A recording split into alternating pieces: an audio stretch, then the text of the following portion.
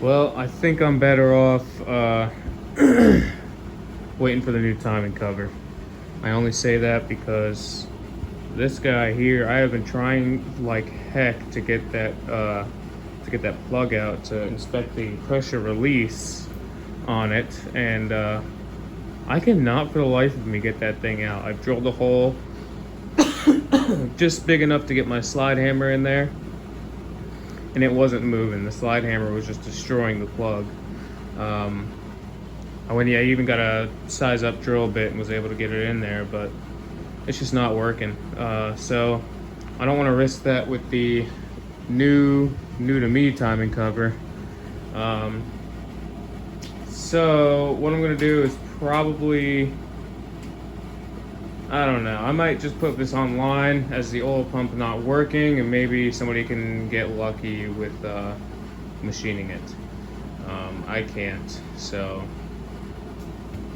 I'll probably put both of them online, try to get some money back from them. Shipping them is going to be an issue because they are quite heavy, but nothing we can't handle.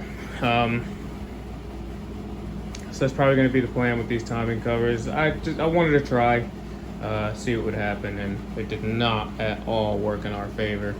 So, but yeah, I know there is options to machine them out there. Nobody near me will touch them. So, well, if you guys are looking for a timing cover, I'll list them up and probably post them in a link somewhere in case somebody needs them. Anyway, we can probably tear into this a little bit. So far, what's done to this is, I mean, it's pretty much been completely rebuilt. It's pretty much completely rebuilt. We can, throw a lot of the stuff on here without having to put the timing cover on. Oil pan and stuff will have to stay off for now, which is fine. We can at least get the rocker assemblies up on here. At least it'll hold the lifters and the push rods in. So I guess I'm gonna throw those in, and yeah, I'll throw those on, and we'll turn it over some, see how the compression feels. Alright, got the rocker somewhat on there. Just gonna kind of tighten it little by little, and then I'll torque spec it. I want to get it sitting on there right. Guess I'll go to this side a little bit more. Make sure all them push rods are sitting inside their cavities on the rocker. If they're not, you'll have to take it back off. Nobody wants to go through that. Like I said, just little by little. Especially just to get it seated right. Don't want to warp this thing too much. See, this side is just about completely set, so we should be doing this side more.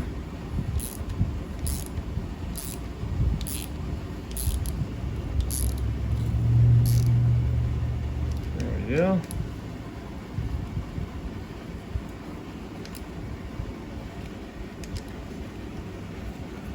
Guess you wouldn't really need a torque wrench for this, but I don't know, I'm very anal about torquing my stuff down. So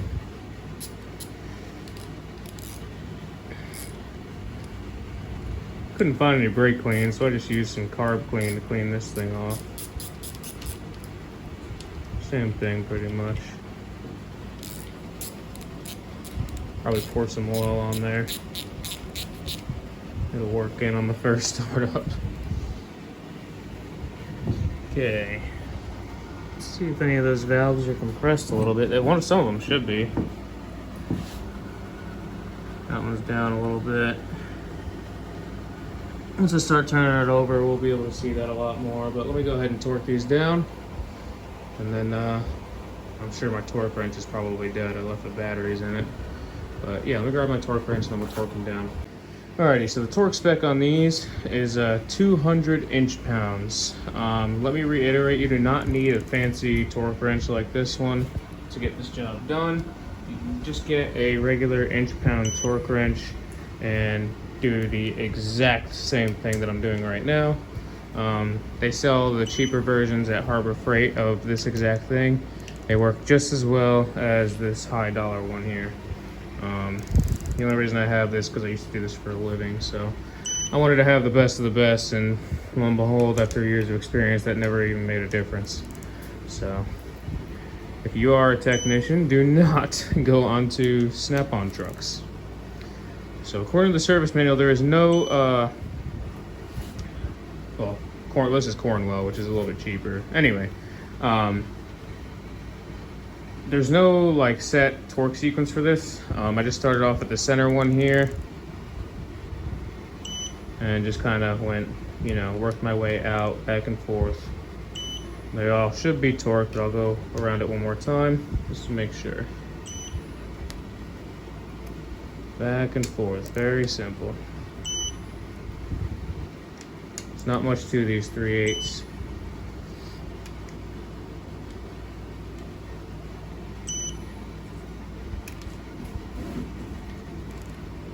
Itchy, buddy? Okay. So, yep, just like that. Rocker arm shaft is installed. So, again, not much to it. Make sure side to side play is normal. As long as there's no up and down, you're good, which there's not. So, everything seems to be just peachy. And then after a while, we'll start turning everything over, getting everything moving freely. We'll see how it goes. I'll probably find a way to, I don't know, squirt some oil on the pistons or something. Maybe I'll put some in the exhaust ports there. Get some oil in there, lube them up a little bit. But yeah, let me pin up the other side and then we'll work on that. So like I said, per the service manual, it says, you know, tighten it until it's evenly seated onto the head.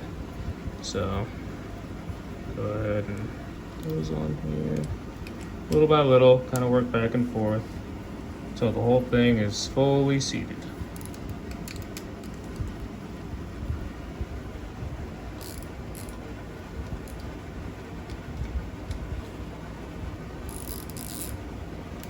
I don't really go in order, I just kind of, whatever looks highest, I'll start to tighten down. Looks like it is just about completely seated. I'll get them all at least nice and snug. Then we'll go around with the torque wrench. Alrighty.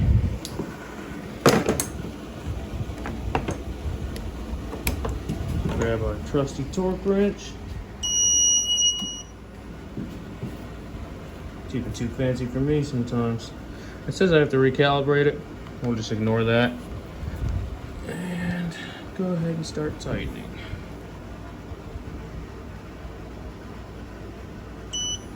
Boom. I've been kind of working from inside out. I guess you can go from outside in too. Whatever you want to do is cool with me. It ain't my motor.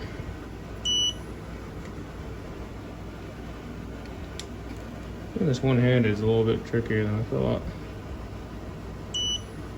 Maybe I'll get a tripod or something one day. Crap, which one was I on? Okay, I already did that one, so I'll do this one. Yeah. 200 inch-pounds is not much. Gosh, I don't even want to begin to calculate that in my head right now, to be honest with you. 12 inch-pounds is 1 foot-pound, if that gives you any. So if you just have a foot-pound torque wrench, you can kind of convert that. Just do 200 divided by 12, and you'll get your foot-pound number. Alrighty, I'll go through it one more time, make sure everything's 200 inch-pounds, and then I've heard horror stories of people setting it to 200 foot-pounds instead of 200 inch-pounds, or they'll read it wrong. Don't do that, it is 200 inch-pounds.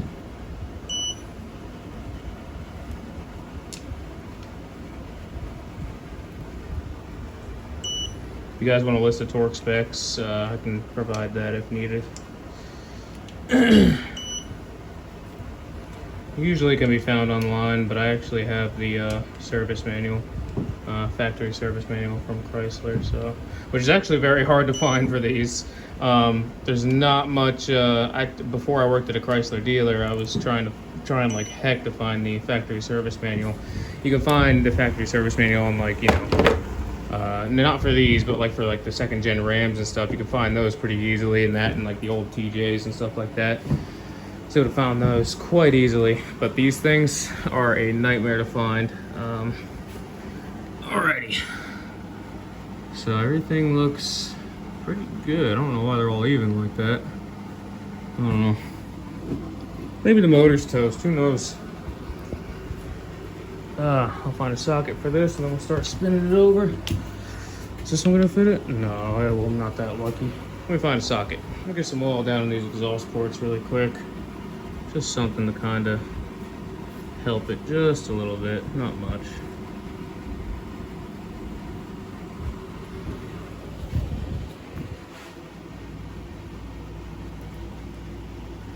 I don't know how much of it is actually making it into the motor, but probably none of it. And, you know, I'm just going to be turning it over dry. It's okay. I guess I could just flip it over and do it that way. Let me do that. Let me flip it over and do it that way just to be safe. I think I lubricated it enough. Made a little bit of a mess. I just flipped it over. Just literally just poured the oil in the bottom end, and then let it sit for a little bit, and then, you know, flip it back over. Let's go ahead and turn this thing over, see how it does. Oh, I hear some compression. That's a good sign.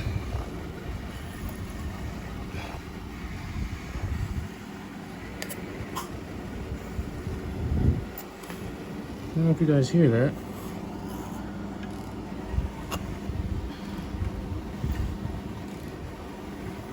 All the valves seem to be moving.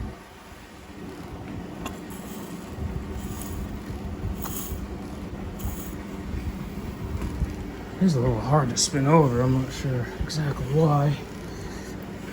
I think it should be a little bit easier than that.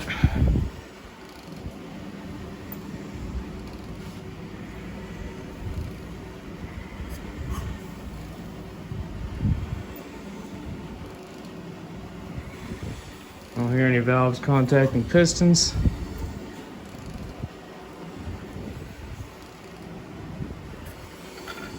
Spun over much easier without the heads on, so I'm assuming it's just the compression that's really...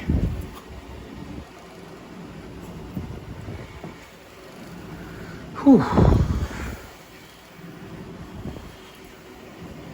This will kind of go cylinder by cylinder. So here's cylinder 1 here. Valves seem to be moving there. Yep. Cylinder 2. They're definitely moving because this needs to be down more. Oh, covering the freaking camera. Yep, that's moving for sure. I don't know how good of a video I'm getting, but all the valves seem to be moving, and I hear a ton of compression. So I think we got a healthy motor here. Of course, it wasn't healthy before it was rebuilt. Actually, it wouldn't even spin over. So it seems like it was kind of hard to spin over at first. I don't know if it's just because it's been sitting here for a little bit, but it's getting a lot easier to spin over now. Plus, I haven't really spun it over with, you know, the motor having good compression and everything, so I don't want to spin it over too much, only because, I mean, there's no oil.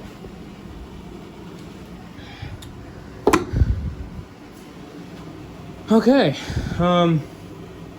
next step for me would be the timing cover and all the accessories, you know, all that fun stuff. Motor mounts. This thing is just about ready to drop in. I'm literally just waiting on timing cover. Again, the plan for that, I'm not 100% sure, folks. I guess I'll take another look at this timing cover.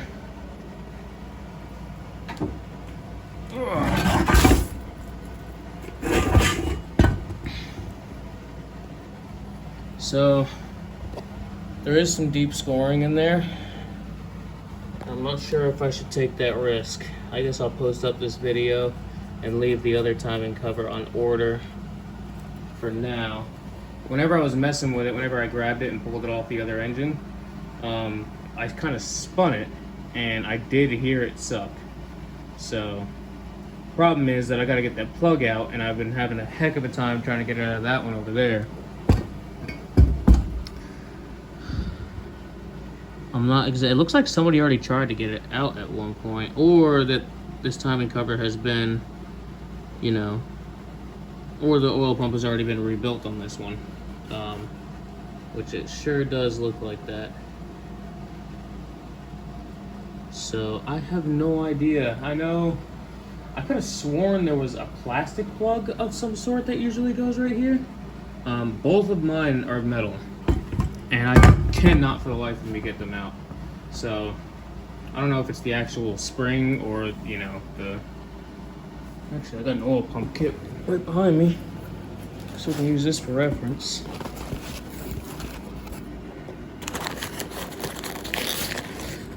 So, I mean, it's got the pump gears and everything, and, you know, the cover. It's also got the spring and everything. I don't mind damaging this plug, it's just if I can't get it out, we're gonna have an issue.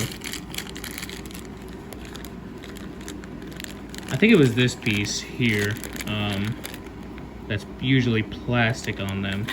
And then the rebuild kits come with a metal, I don't know. Either way, yikes. I guess another day. I don't know, I want to be able to still kind of sell this timing cover if, you know, I can't use it. I mean, I got some time before that new timing cover comes in, obviously. It's on back order. So what I'll probably end up doing is tomorrow I'll come back out here, take this one apart, see what I can do with it. I'm not sure. Sorry, excuse me. The like I said, I spun it, and you know, I heard it suck something. So I don't know, that one I couldn't even spin at all whenever it was bolted together. So kind of a hit or miss on this one. I don't want to put all this money into this engine and then, you know, it just seizes right up right after startup. So I might just have to wait for that other timing cover, and then I don't know, I'll probably sell this one online or something to someone that can machine it. So but yeah, that's it for now. I guess stay tuned. As I'm waiting for the timing cover, I'll do a little bit of nickel and dime stuff here and there. Can't really do much with the motor right now just because need the timing cover. But we can do some other stuff to the actual Jeep. I need to relume the wiring harness, which is, I think I was supposed to do that for this video, but it's been raining non-stop, so I figured I'd come into the shed instead. Anyway, thanks for watching, and I'll see y'all next time.